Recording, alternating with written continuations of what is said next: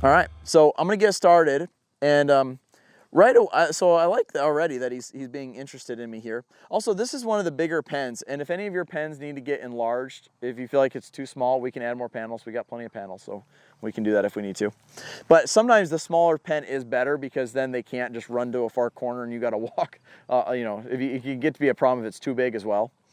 So I'm going to start off with trying to build his curiosity and just start a little bit of a conversation of, can I approach you and have you look at me and then retreat? So this is the catching game, as most of you know it. Oh, see, he even took steps towards me. Very good. So the last thing I'm going to do is just keep walking up to him. That would be direct lines. That would be what would convince him, oh yeah, this guy really is the predator that I thought he was. And so I just want to meander around, and you got to feel for your horse and their bubble. They all have a bubble, a flight zone. We call it their bubble, personal space, but it's also a flight zone. And there's a point in here where you're not bothering them at all. You're just in here. You might be scooping the poop out. You might be messing with the hay. You might just be hanging out, and we just want them to get used to their new world is very people-y. So you see here, he's just getting a little bit curious about me. Has anybody ever seen a horse walk up to a creek and they're like, oh, I'm not sure about this, and then they just like jump over it? They pressure themselves, they push through a threshold. That can happen with these guys too. They can come up to be curious about you and change their mind and feel threatened, and you didn't move at all. So you have to be ready to protect your space too if that switches on them. I'm going to keep pointing that out because that's something that's different that you're probably not used to with your personal horses at home, okay? It hasn't happened yet, but it could happen, okay? So you need to be aware of that. And these horses, because they were in bigger herds in a more natural setting, they're a little bit more aware of those sort of things than domesticated horses are. They're very aware of herd dynamics, okay?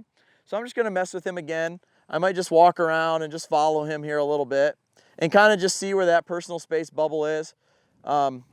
Right now, it's just my body and my space. I'm just getting the feel for him here.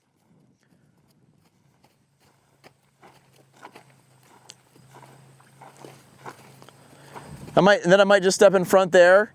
So you guys see how I was following him, and then I just took one step to my right and I changed angles, and that got him, because he was already thinking about turning, it got him to turn in, set up a moment for me to walk away. So in other words, I set that up. He didn't just turn and look at me. I stepped in front of the drive line and interrupted his pattern, and then he looked at me and gave me an opportunity to retreat. Does that make sense? So if you're just chasing him around mindlessly, those opportunities might not come. But if you see those little moments, it's all about these angles. And I'll be honest, I do this kind of subconsciously now. I don't even think about it. So watch, if I come back here, I'm behind the shoulder, I'm getting behind the drive line. This is going to push him. I'm using my belly button, my eyes, I'm pushing him. Now it's interesting, he pushed back into pressure there, didn't he? And mostly probably is from, you guys are scarier looking than I am, apparently. So I'm just going to follow him around.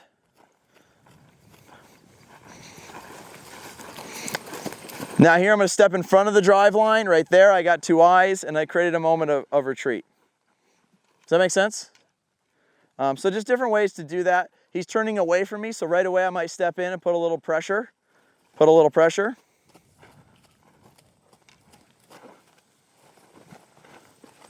Now, what will also be interesting to your horse, notice I move my feet quickly when I need to.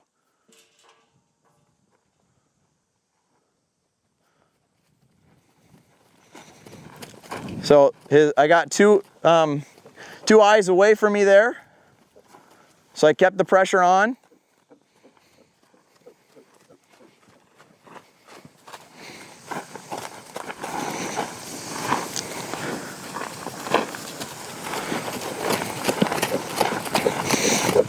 Pressure staying on. He's choosing to go away, go away, go away. Staying with him here. And every time we get this opportunity for him to look at me,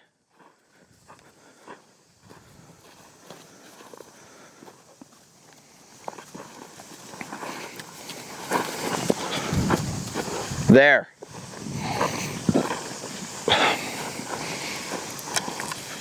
But me putting the pressure on made that, when he looked at me, made that relief.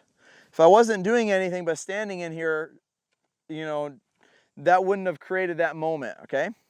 Once you have that working for you, and you'd spend a little, maybe a slightly longer than what I just did, you might also just hang out in here, get the feel for them a little bit. Maybe even just observe them for a little while, see what their tendencies are, see where they want to stand in the pen, all that sort of thing. Then you can kind of let your pole, the telescoping pole out here, and you can kind of just see where they're at with this. So it's like, how okay is he with this coming by him? Where's his bubble at with this? See, he's letting this get closer to him than me, wasn't he? So now watch. So I didn't push his bubble there, so I'm going to take this away. Now watch, I'm going to move my feet and get slightly closer. Now I'm going to present the stick down again. Oh, he's got a big old scrape on his forehead, doesn't he? Now, you can see I could very easily touch him with this, couldn't I? But he is nowhere near ready for me to touch him with it.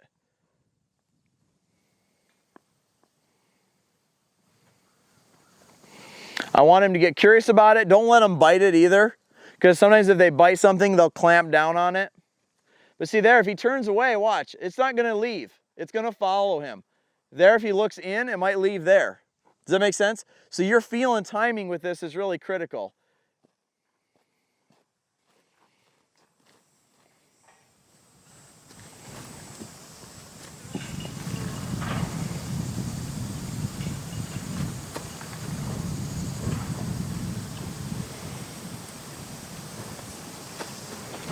He chose to get curious about it. He tolerated it for a little longer, so I'll take it away. You know, you don't have to drive them nuts with this stuff. It's just approaching and retreating with it. You guys kind of seeing the technique there? You guys get the picture? Questions?